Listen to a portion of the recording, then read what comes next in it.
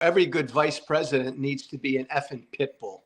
And I would love nothing better than to go after my old family, the MAGA family, because it's going to be a MAGA ticket on that other side, no matter what. I want to start by talking to you about Chicago. You're a former congressman out there. You know almost everything that's going on in Chicago. So what do you make of the fact that Donald Trump wants to deploy the National Guard out there? And then you have the governor that, of course, is saying you're not welcome here. I mean, are we headed towards a civil war here? Like what is going on, or what is going on here? And why do you think Donald Trump wants to deploy the National Guard to Chicago?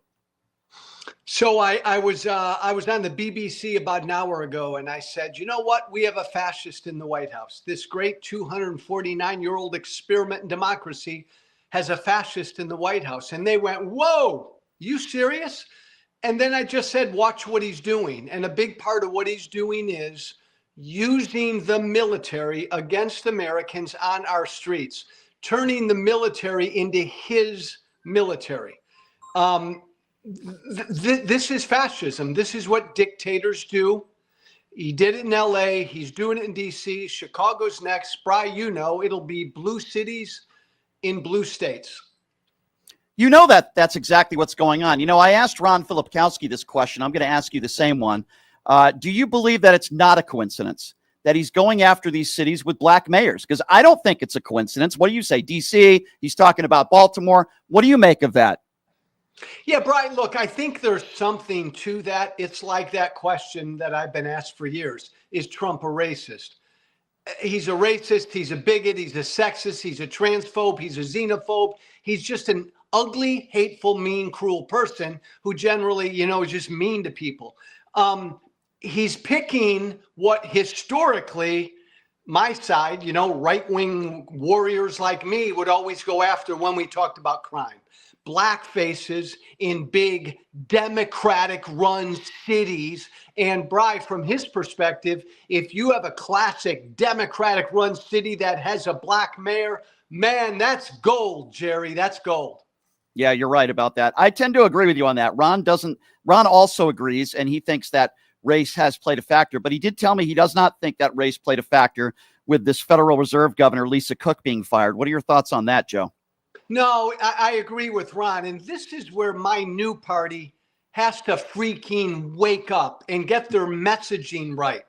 I saw Hakeem Jeffries and Jasmine Crockett, who I respect, a lot of Democrats responding to Trump trying to fire that Federal Reserve Board member, who happens to be the first black woman member of the board. This isn't about identity. Identity matters. It's not about race. Race matters. This is about fascism. This is about a president using his office to try to take over the American economy. That is way more important right now than the fact that Lisa Cook, that's her name, right? Lisa Cook, yep, is black. Lisa Cook is a hero. She is the face of resistance. That's what's important here, not her race or her gender.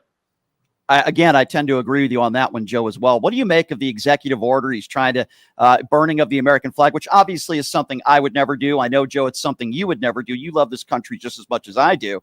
But the Supreme Court ruled this is like, you know, freedom, the freedom to be able to do something like that. You have the right to do it. Number one, does Donald Trump legally, will he be able to do this? And number two, do you think that burning the American flag should be considered a felony? What do you make of that? Hell no, hell no. What makes this country so effing unique is that one word, freedom. So like you and I, Bry, on a Friday night, we're sitting outside your place, drinking some tequila, having a good old time. You get pissed off. You grab an American flag out of your apartment and you start to burn it. Man, I'll defend until death your right to do that. That's what makes this country so great. But again, my perspective, coming from the right, this is a big issue that I always used to play too much, and the right still plays. It's one of their favorite go-tos. It's utterly unconstitutional, but Brian, here's the deal. 90% of what Trump's done the first 8 months is unconstitutional. And yet, this is why that Fed board member is so important, because like I get pissed off at Trump. He's a fascist. But my God, we got to get equally pissed off at the fascist enablers. all these, right? All the law firms and the universities and everybody else who's bowed down to and accommodated him. Lisa Cook stood up and said, no, you can't fire me. I'm not going anywhere. We all need to do that. You know, Joe, you have been one of the first years back calling Donald Trump a dictator. You preach it all the time. I agree with you. You say it on your podcast, in all your videos, and you're right. But I don't think enough prominent people are using those terms, fascist and dictator, which clearly he is. He's running an oligarchy here. We know that. He's siding with Vladimir Putin, still attacking Zelensky in Ukraine, siding with everything Benjamin Netanyahu says or does, and the Israeli government. And then you look at the way he's treating undocumented immigrants and even American citizens. This is a dictatorship, and you were one of the first to say it many years ago. And that's probably, Brian, why I could never, ever get elected again. Look, it's not it.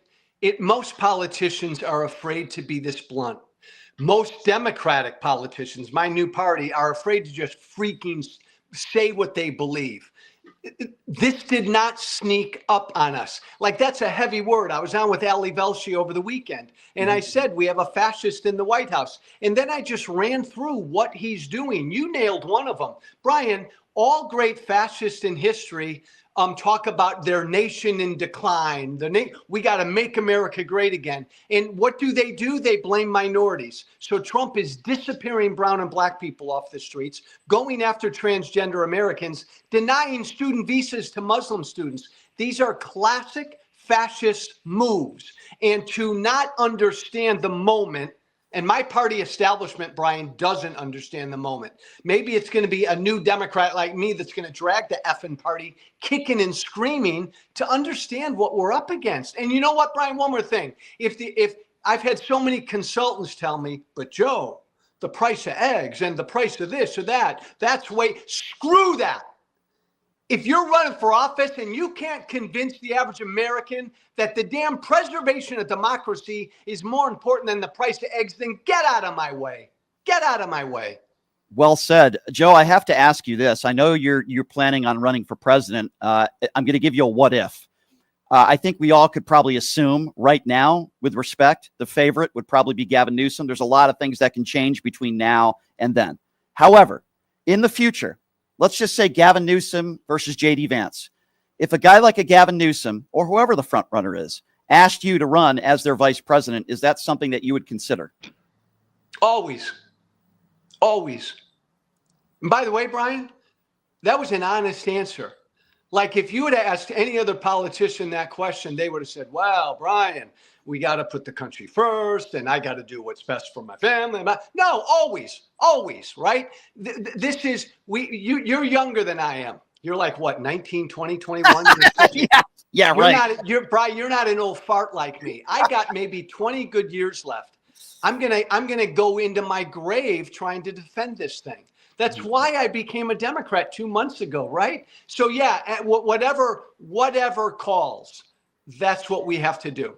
I say that, Joe, because you're going to get Republican votes to come on the other side. You obviously are pro-life, and you share some opinions on policy that are not left-leaning policies, of course, but yet you're obviously very anti-MAGA, anti-Trump, and you share a lot of views that many Democrats share and middle ground people share. So I don't know. I'm just saying that, man. I would vote for you if you were running for president, of course, but I think you'd be a pretty damn good VP pick. And I just figured I would throw that out there because I don't know if anybody's ever asked you that question. Well, it's funny, Brian. Nobody's ever asked me that question. They always ask me, are you going to run again? Yeah. Here's the other thing, though. Every good vice president needs to be an effing pit bull. And I would love nothing better than to go after my old family, the MAGA family, because it's going to be a MAGA ticket on that other side no matter what. Yeah. And by the way, I love what Gavin Newsom has been doing. Last question, Joe. I love what Gavin Newsom has been doing with these tweets. I guess I kind of wanted to get your thoughts on that. It's almost, they're mocking Trump for how we can't normalize him. And they're using his own words. And I think it's hilarious. And the people on the right are losing it. Brian, you make a great point. Newsom is mocking Trump. He's not copying him. There's a big difference. Right. I think it's great. You and I know, because we've been talking now for the last 7 months, ever since Trump won, Democratic voters are screaming for fighters. In his own way, Newsom's fighting. This word, though, Brian, authenticity. Whoever is gonna be at the front of the Democratic Party parade has got to be authentic. And Newsom has to prove he's authentic because he's got a history of being kind of all over the place. Mm-hmm. We want authentic people, not politicians. There you go. Joe, if you ever become the vice president, just don't forget about me, okay? That's all I ask. Hey, if I ever become the vice president, Brian, you got your own room in the White House or wherever. Wow. Yeah. We'll meet in the White House once a month and have tequila and talk about what's going on. I might take you up on that, Joe. So I'm going to have to give Gavin Newsom a call for you. Anyway, Joe, always appreciate. I love you, my friend. Thanks so much for coming on, as you always do. I appreciate your time and hope you have a great rest of your week. And we will talk to you soon, Joe. I love you, pal. Thanks for coming on. Thank you, brother. There you go. Joe Walsh, everybody. Hey, you heard it from him. I have a room in the White House. Okay. By the way, this is not far-fetched. Joe Walsh is a big name. I think Joe Walsh could be considered by anybody on the left because he's going to bring in people in the middle and even people on the right. I think Joe Walsh would be a great vice president. Now, maybe some of you disagree with me on that. Listen, I love Joe.